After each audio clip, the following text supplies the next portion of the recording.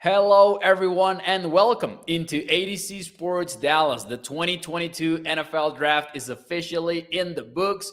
We will have a full recap on tonight's show. So we will discuss Tyler Smith, the day three picks, my favorite pick, your favorite pick. We will do it all tonight.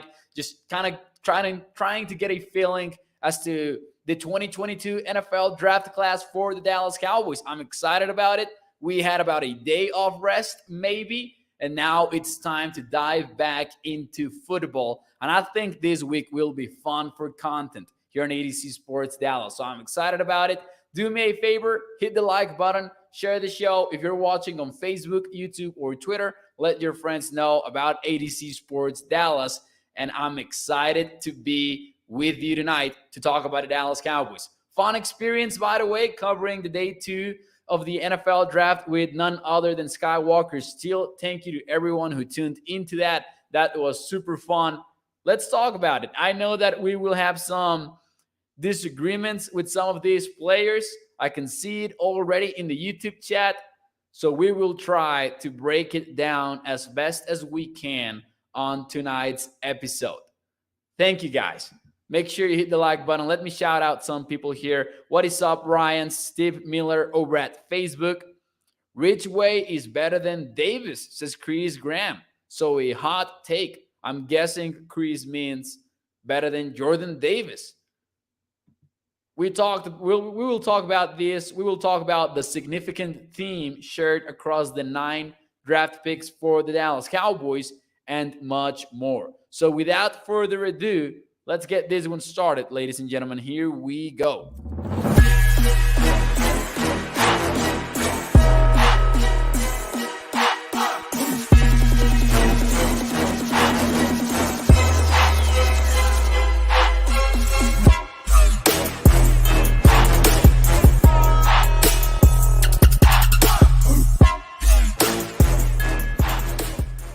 What is up, everyone? Welcome to ADC Sports Dallas Primetime. I'm Mauricio Rodríguez, streaming with you live every Sunday through Thursday night here on Dallas On Demand Sports Talk Network. For more content on the Cowboys draft picks, make sure you check out adcsports.com/Dallas. And of course, throughout the social media platforms, we will be live every Sunday through Thursday night on Primetime, 8 p.m. Central, and every Monday through Friday with Skywalker Steele on the morning show. Primetime, as always, brought to you by our friends over at freemanhyundai.com. We will talk more about them and the ride of the week. And I'm excited about this ride of the week later on the show.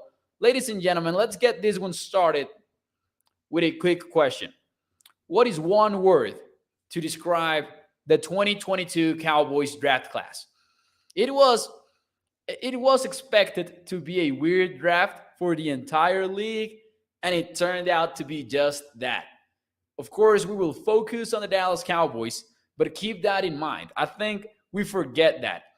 We came into this thing knowing that there were reports out there on teams making picks in round 1 that for other teams were day 3 prospects or round 3 prospects. So we expected some sort of controversy around this draft in specific, and I think that's what we got. However, I have noticed that Cowboys Nation feels very differently. So let's see some of your answers. While you give me those answers, and before I give you mine, let me talk to you about our friends over at freemanhyundai.com, because the ride of the week is the new 2022 Hyundai Palisade. It starts at $38,595. It's got third row sitting, and this is perfect for family because it's a spacious vehicle right here. Towing capable with trailer sway control, Apple CarPlay, Android Auto as always. Blind spot collision avoidance. That's a unique feature for the Hyundai Palisade. And of course, it comes with backup camera and rear parking sensors. You can check that out, and I would recommend checking out the interiors over at freemanhyundai.com. As always, bringing you ADC Sports Dallas Primetime. My worth, and before I tell you my worth, let me see some of yours. Eminem Fernandez says, solid. Dario actually puts out a grade, and he says B minus draft. Eminem, solid. Okay, Ryan needs. Stephen White needed. Toxic Tom saying underwhelming. Congrats, Mo, on that degree. Hey, thank you. It is not official yet. It is such a sort of a weird event in which they make you sign the degree before they actually hand it to you. We're waiting on that. But stay tuned for Wednesday night because I have a one cool thing. It's actually an award that I have over here that I will brag about on Wednesday night. Asmodeus is safe. Nicholas says mediocre. Mid for Samuel. D minus. Steele says Chris. So as you can say, we have literally within 3 comments, Chris goes with steals and Toxic Tom goes with Rich. I will tell you what my worth is. My worth is athletic. And I will follow that up with athletic AF. Here is the Dallas Cowboys relative athletic score for their draft class. And this is measured by the RAS website invented by @mathbomb on Twitter. And what this number does is from 1 to 10 assigns a value to each prospect based on 40-yard dash, vertical jump, broad jump, all of the combine measurements that you know by now, trying to measure how good of an athlete, not a player, but an athlete is. And you can guess why this is very important. You can draft players that you can coach up in the league, or you can develop into full-time starters, and you can get that upside and potential out of them. And we know that the Cowboys might have been thinking of this throughout this whole process because they had the 8th highest relative athletic score average in this 2022 NFL draft. With Tyler Smith, look at Sam Williams' number, by the way, 9.72. The only prospect with a low RAS is John Ridgeway from Arkansas. But look at Matt Wiletzko's number, for example, 9.96. Damon Clark, who, by the way, interesting note, he might play in 2022. Linebacker out of LSU, 9.87. So the Cowboys went out there and they got themselves athletes that they believe they can develop like maybe some other teams can't. Because they were clearly higher on Tyler Smith than the rest of the league. And they were clearly higher on Sam Williams than the rest of the league. And we will talk about Tyler Smith in a few moments here on the show.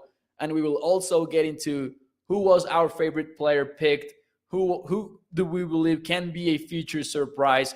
We will get into all of that. But before we do so, let me read some more of your words. Now, Toxic Tom is right about here, and I want to be very clear. This is not the point I'm trying to make. RAS doesn't mean good football player. That much is clear. However, it means potential, and it means upside. It means that if you can get a player like Tyler Smith and develop him, you can have better upside than if you had picked someone else that is maybe a more refined football player with more technique, but that doesn't have the arm length. Because the arm length you cannot fix, but technique you can. And Nate Tice, for example, from The Athletic, pointed this out on Twitter. He said, my take on Tyler Smith is that even though he has those penalties that people have speaking of during the draft process, they're not coming from an athletic standpoint that he cannot deal with a defender because of his arm length or explosiveness or anything like that. It's coming from a lack of hand usage, of technique, of getting your hands on the outside, leading you to holdings. That isn't the case with Tyler Smith. And that's the point that I'm trying to make on, when bringing up the RAS. Mo, the Ravens showed Dallas how it's done. Let's see. He moves man on the line, says, I talk therapy. Yeah, he does. Man, to be honest, and we'll get into this more in detail in a few moments here on the show, but I do like better the Tyler Smith pick than I did on Thursday night when I wasn't sure about it. I will say right now, getting ahead of it, that I liked some players better on the draft board, but we're trying to figure out what the Cowboys were thinking here. Now, a quick recap of the picks for those of you who maybe missed one or two. Here we go. Tyler Smith in the 24th overall pick out of Tulsa. We'll talk more about him in a few moments here. Edge rusher Sam Williams from Ole Miss, who has been controversial as well. But for example, for Brian Baldinger at Baldy NFL, he called him basically the best edge rusher in the draft. He said there is no better edge in this draft than Sam Williams because he was talking about his potential and the fact that he, Connor Livesey, for example, from Blogging the Boys, pointed out that he wasn't playing his ideal role in college. So maybe another reason to feel better about that pick. And I'm sure we will discuss each and every prospect in this class in detail at some point in the upcoming weeks. So turn the notifications on for ADC Sports Dallas.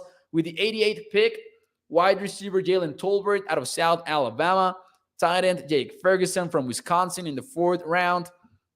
Then in the 5th, I love this 5th round, to be honest with you guys. I know the Cowboys have not done very good in the 5th round, but I think they did a pretty decent job getting some playmakers. Matt Waletzko, who is going to compete for the swing tackle spot, confirmed by Jerry Jones. The Cowboys are not going to look for a swing tackle in free agency. They're going to let Josh Ball, Matt Waletzko fight it out in training camp. Dayron Bland from Fresno State kind of reminds me a little bit of the Nashawn Wright pick, although, of course, in day 3, he has the arm length, he has the height. It's a Dan Quinn kind of project.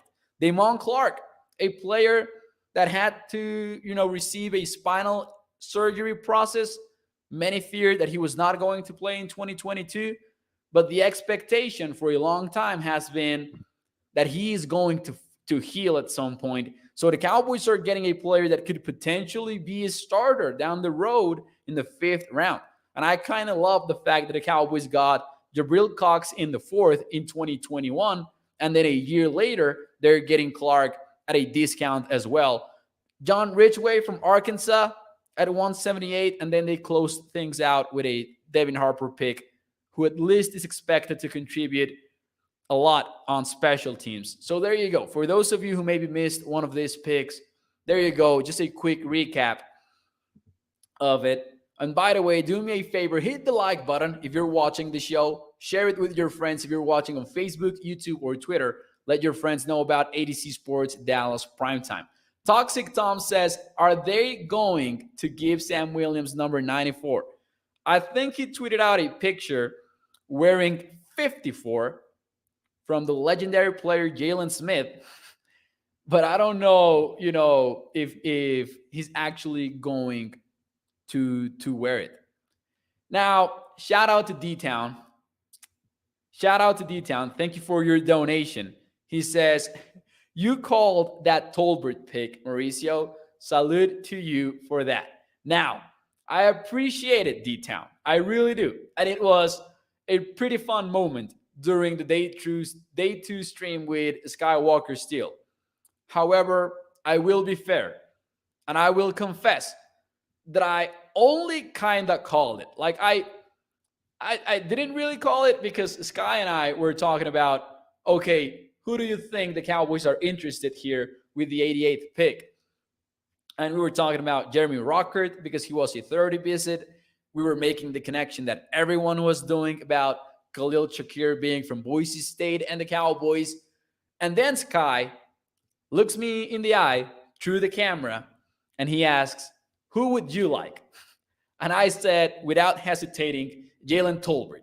Because I'm, spoiler alert, very high on Jalen Tolbert. Very, very high. And I said, you know what? I would love Jalen Tolbert. And as I was praising the South Alabama wide receiver, Emmitt Smith announced it. And it was a pretty fun moment. So shout out to D-Town. That was definitely one of the most fun moments in the broadcast for me. But let's talk about Tyler Smith before we dive into Tolbert. I have a question for you guys in the chat. Let's talk about it. I know that it's been controversial. It was kind of a name that Cowboys Nation learned about 2 to 3 days or maybe even earlier the actual draft, because the whispers started taking, certain steam. Brian Broaddus was calling the Tyler Smith surprise in the morning of the NFL draft. And Cowboys Nation was suddenly made aware of the offensive tackle of Tulsa as a real first round possibility. So we knew it was in play for the Cowboys. So I guess that my question, now that we've had some time to cool our heads, from 1 to 10, as we sit here on Sunday night, how okay are you with the Tyler Smith pick? Because here's the thing. I know that most fans will agree that there were better players on the board. But with a few days removed from the pick, I'm guessing that we all kind of feel a little bit better. And that's what I want to discuss here tonight. Toxic Tom, not okay with it. He says 3. Sin City Cowboys says 7. I am the last ape goes with the 9. 8 for Michael, 9 for Victor. But here's the thing. There's always this difference. Michael goes with a 4. Samuel goes with a 5. We have some 8s from Jason, from Jeremy. 7 by Asmodeus. 9 for Taylor Washington. So there is clearly some level of disagreement among Cowboys Nation. I can see that most answers are between 7.5, 8.5. Chuck goes with the 100% over at Facebook. Shout out to the Facebook audience as well, and the podcast audience. Remember, if you miss any of these live streams Sunday through Thursday night, you can check it out on Spotify, iTunes. It's also uploaded as a podcast. I will tell you what, on Thursday night, I would have said maybe a 6-5, 5 or 6, because I thought Devin Lloyd was a better prospect, because I thought that Jermaine Johnson, I thought, George Karlaftis, Tyler Linderbaum. You guys knew that I was a Tyler Linderbaum fan, even if I didn't expect the Cowboys to take him at all, basically under any scenario. 3 days later, I do feel better about it. Here's the thing. And basically, there are 3 main points that I want to share with you tonight so we can feel better about the Tyler Smith pick. Number 1, Cowboys Nation needs to deal with the fact that offensive tackles come at a premium. It's like quarterbacks, basically, in the NFL draft. If you want one, you are probably going to reach for one. And it was actually such a surprise that Evan Neal and Ike Ekwonu dropped as much as they did in day 1 of the NFL draft. Everyone was actually, before the draft, projecting these guys to be taken before because they were offensive tackles. So that's one of the, reasons that are not maybe enough to justify reaching for a player, but it's a cold, hard truth in the NFL, because you're not going to find an offensive tackle in free agency. You're not going to find one in the trade block. You're going to find guys with a lot of question marks. Number 2, he is not refined, but he is 21 years old. And he has the potential, not the potential actually, he has the potential to grow into a starting left tackle for a long, long time. That's the potential. But right now, you're guessing he can play guard because the technique might not be there and you might need to work on that a lot. But some of that might be masked on the inside. And we'll talk about that in a few moments here. But what I want to put out as my number 2 point here is that he can play left guard in 2022. So if you were looking for Kenyon Green, if you were looking for Zion Johnson, at least you're feeling that need because they were off the board by pick 17. So at least the Cowboys did cover one of their most pressing needs as we head into the 2022 season, which is left guard, even if that's not the end game for Tyler Smith. Now, number 3, everything that we don't like about Tyler Smith kind of can be fixed because we're talking again about technique and we go back to the athleticism side of things that we were discussing earlier on the show. We're not concerned about Tyler Smith because of the arm length, because of the explosiveness. In fact, we're excited about these athletic traits. We're concerned about hand usage, leverage, all of that. That can be fixed and that can be coached up. I don't know yet if it's maybe I've missed this news. I don't know if Tyler Smith will be working with Duke Manyweather. I know that Cowboys Nation has, realized that Duke Manyweather is developing a lot of the Cowboys offensive linemen from, starters like Lyle Collins formerly and Tyler Viadish to Isaac Alarcon, who is just waiting for a chance to be on the roster.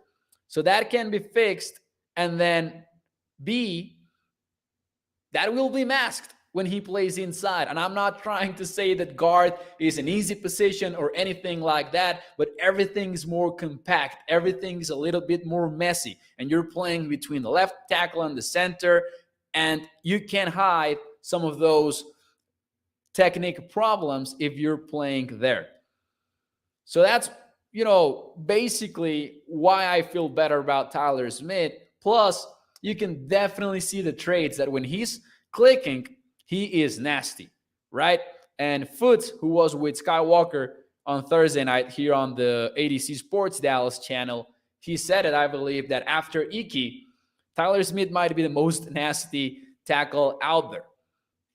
I understand he was not BPA, and I think I agree with that.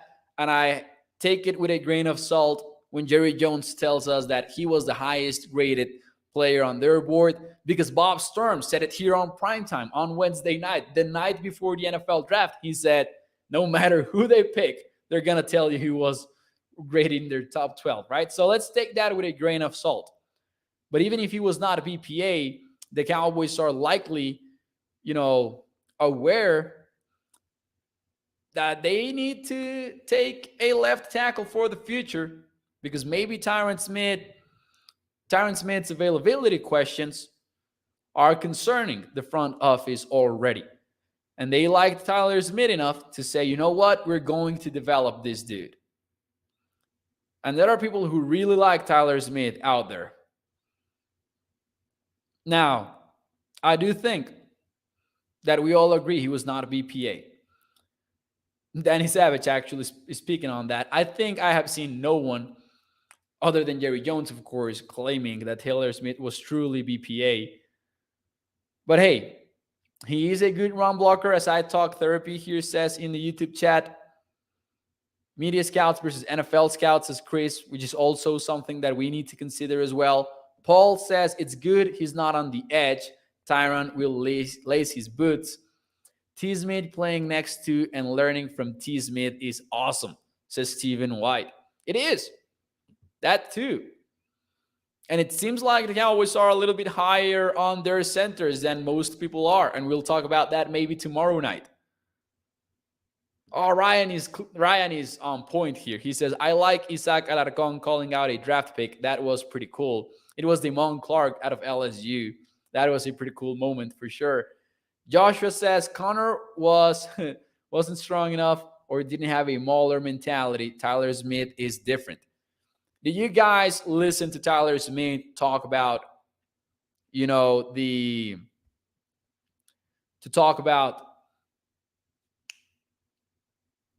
I lost my train of thought there. That was weird.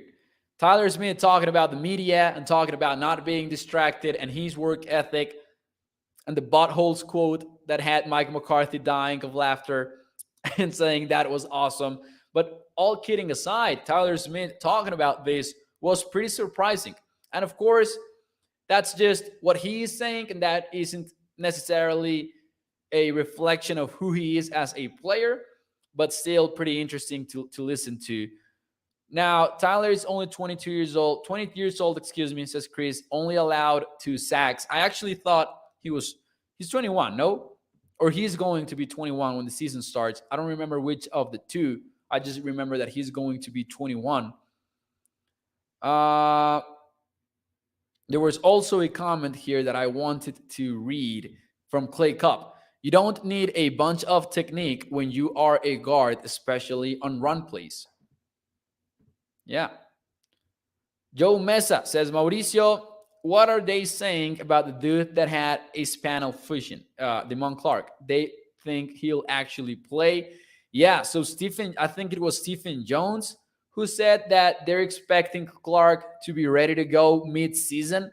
That was certainly something that raised a few eyebrows because the scouting reports during the draft process said that Clark was going to miss the 2022 season, and that was probably what was knocking him out of day 2 into day 3.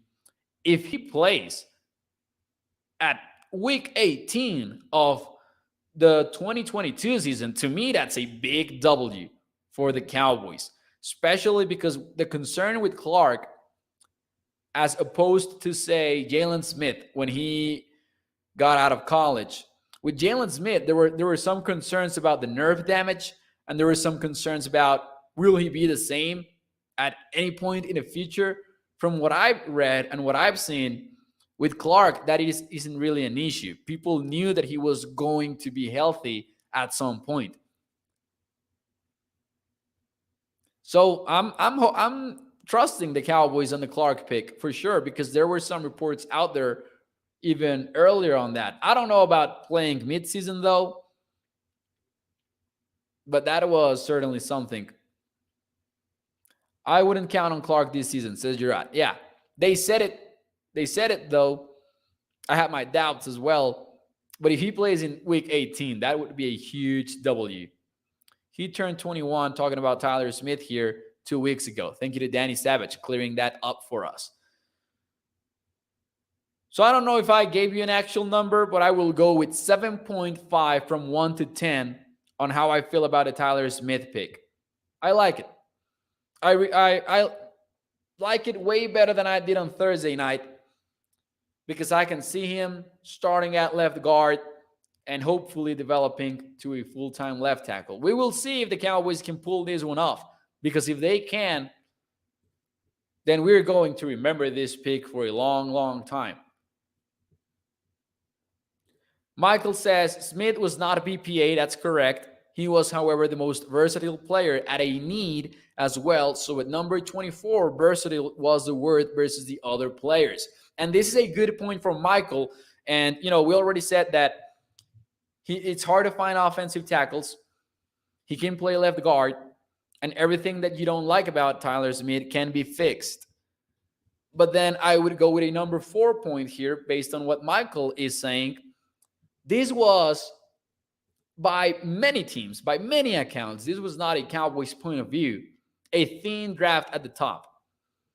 The Cowboys said that they had 14 to 16 players graded in the top, in the first round, rated as first round prospects. That's what the Cowboys told us. But basically, every report out there felt the same way. So we know that the back end of the first round was going to be a little bit thin in terms of prospects. So it's not like they reached while there were Supermans available there, even though, media scouts, as someone pointed out earlier on the show, had Devin Lloyd super high or Jermaine Johnson super high. And we as a fan base were also super high on these players. So I can definitely get behind the Tyler Smith pick for sure. Now, let's talk about round 3. Well, not necessarily, right? Spoiler alert. But the question for you guys is, who was your favorite pick for the Cowboys? Your favorite. This doesn't have to mean the best value or, the best player overall or the biggest need field. Whatever you wanted to mean, who was your favorite pick for the Cowboys in this draft process? Among those players drafted, who was your favorite pick? Because to me, this is an easy answer, guys. I absolutely loved the Jalen Tolbert pick in round 3 of the NFL draft. I get some feelings reminiscent of when the Cowboys took Michael Gallup in the 3rd. and Cowboys Nation was super excited about it. But to me, is Jalen Tolbert. We're talking about a wide receiver that brings a vertical element to the Cowboys offense. Yards after catch. But listen, here's what I like about the yards after catch by Jalen Tolbert. He was in the top 10 among wide receivers in this class in yards after catch, but not because he forces missed tackles. That's actually one of his weaknesses. He really doesn't do a lot of that. But he creates so much separation that he has these yards after catch just because it comes natural to him. A lot of people criticize the fact that he comes from his small school on his Sun Belt conference, but keep in mind, he received Power 5 offers. He played versus Tennessee and had a big game, 143 yards and 7 catches, 1 touchdown, went to the Senior Bowl and absolutely killed it in the Senior Bowl versus top-tier competition. So watch out for Jalen Tolbert. I know that pretty much everyone in Cowboys Nation likes likes the pick. However, I'm thinking of Jalen Tolbert as a day one 70% snap kind of guy, to be honest. I see him as a full-time starter. And if Michael Gallup is indeed hurt and he cannot, be ready for week 1, Jalen Tolbert can be your X receiver right off the bat. I love the pick. Winner in 50-50 balls.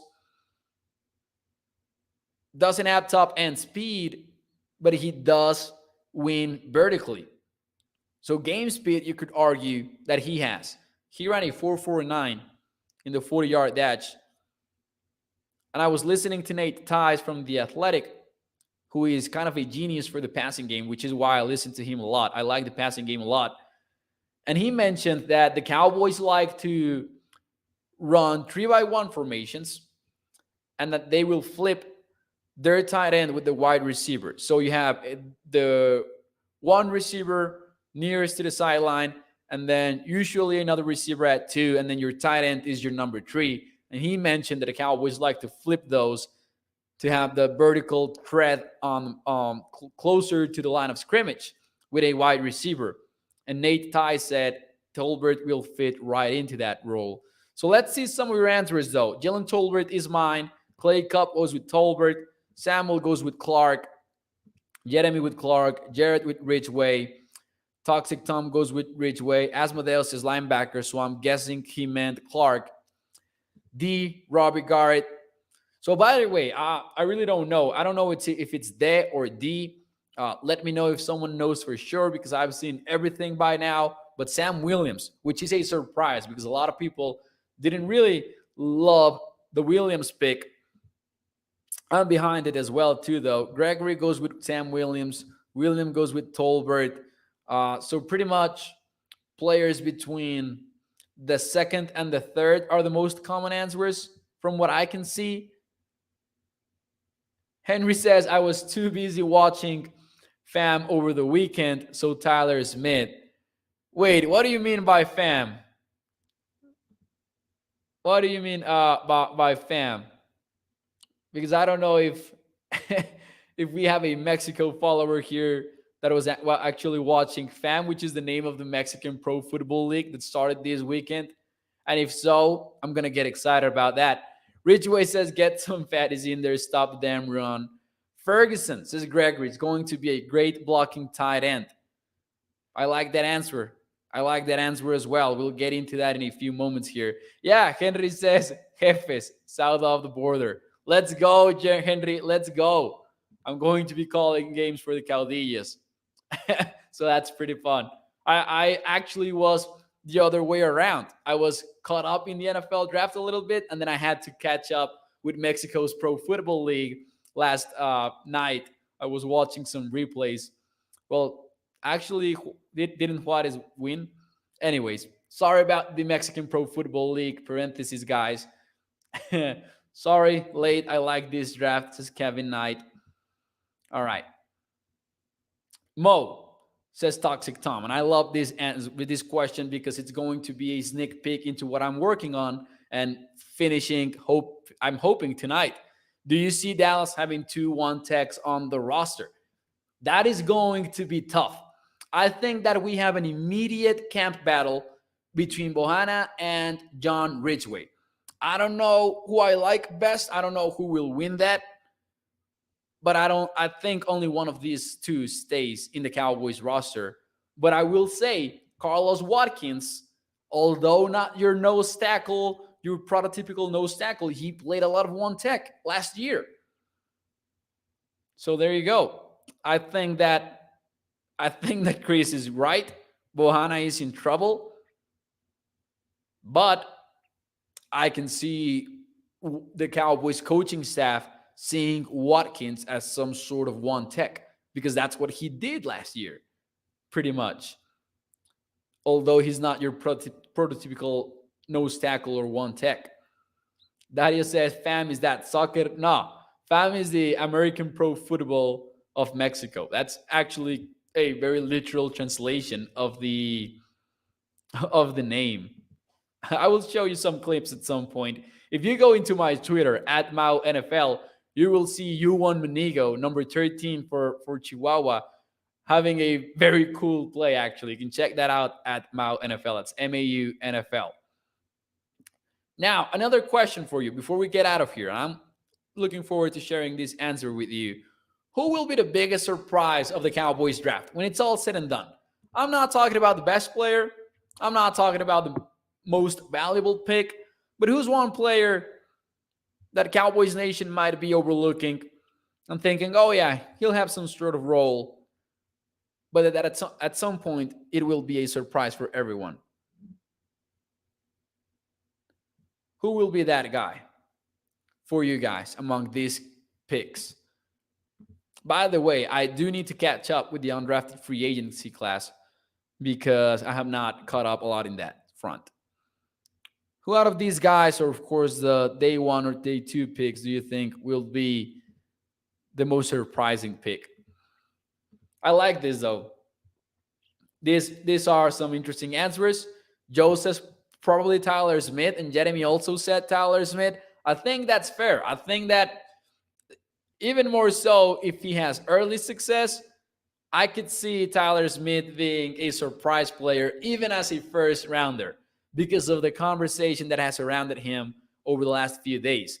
Edward goes with Jalen Tolbert, also an answer that I like, because although I'm as high on Tolbert as I am, I think it will be a surprise for many if he's out there on week one having a pretty productive performance, right? Bland for Toxic Tom, Ridgeway for Calix, Guru says Jake Ferguson, Kevin Knight, Sam Williams. So you might argue that it's good that there is a lot of disagreement in this question. Taylor Washington goes with Ferguson. My answer, ladies and gentlemen, Paul says I like Dayron. A lot of people like Dayron. I like it because I trust Dan Quinn. With Sam Williamson and Bland, I just think, Dan Quinn, do your thing, develop these players, teach them the game of football. And Quinn is a pretty good teacher, so you can feel good about that maybe. My answer for the biggest surprise of this Cowboys draft will be Jake Ferguson, tight end out of Wisconsin. You know why? Because I think a lot of people just shrug that pick off. Like, yeah, the Cowboys needed a backup tight end, which is true. But also, I cannot overlook the fact that the Cowboys do like using two tight ends. So even if he's just a blocker, even if he doesn't have the most productive season as a pass catcher, I can see, Ferguson having a high snap count after the season is done. And I was looking at Dalton Schultz's numbers as a rookie, and he had about 100 yards, which was, something. But in 11 games, he played 40% of the offensive snaps. So you can see that he was on the field a lot, and that's what I can see with Jake Ferguson next season. I can see the Cowboys going back to a topic that we have touched again and again on Primetime, which is 12 personnel. The Cowboys want to have two tight ends on the field. And they were doing that at a very high rate compared to the rest of the league last season before Blake Jarwin got injured. So Jake Ferguson now gives them not only a number 2 tight end in the receiving game, but also just having him on the field, doing more stuff out of 12 personnel, hoping that he can be some sort of maybe tight end 2 for the future. Because here's another thing that I wanted to say. Say that Dalton Schultz doesn't reach a long-term extension with the Cowboys. Let's assume for a moment that that happens. And then he plays out 2022, becomes a free agent, leaves Dallas next year. We're playing a supposing game here. Jake Ferguson doesn't have to develop into a number 2 tight end. If he does so, great. But the Cowboys can also make tight end a priority next season.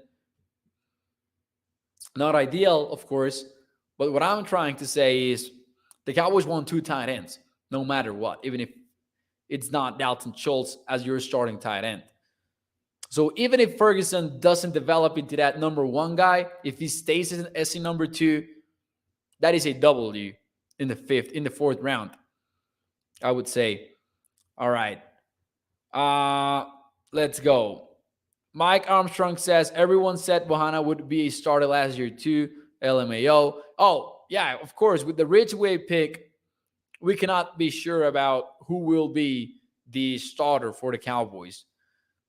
Let's see here. Joe says, that's how New England wins so many Super Bowls. They use 12 personnel to help Tom Brady. Ironically, that Cowboys-Patriots game last year, the offense was a little bit shaky, and then they went back to that 12 personnel, and that's how they made that work. Let's see. John Ridgeway will outperform Aaron Donald and Chris Jones this season, says Ryan. Come on, Ryan. Danny says, well, let's go. Puts on 20 to 25 pounds. He's going to be a scary, reminds me of old giant T. Scott Craig, a 6'8" left tackle. Well, let's go's body is crazy, man. You look at his pictures, and that guy is a giant. And I'm not talking about the New York Giants, by the way, because, damn, they had a pretty good draft, by the way. Let's see. Now, I think Ryan was just joking in the Facebook chat. Come on. I think he was just joking there. Dak Prescott, oh, come on. Proved he wasn't a pure passer, so 12-man personnel is common. Facts, says Mike Armstrong. Wait, okay, this is just not right. Let's leave the Dak Prescott, evaluation aside for a moment. Who told you that more 12 personnel was a result of your quarterback not being a pure passer? That's not necessarily the case. That's not even necessarily the case, guys. That's just not right. My fault. I caught afterwards, says Michael. I don't know what that was about. All right, ladies and gentlemen, overall, I did like the draft class for the Cowboys. I agree. And this is just some closing thoughts before we get out of here, because we're already at 43 minutes on the show. Thank you, by the way, for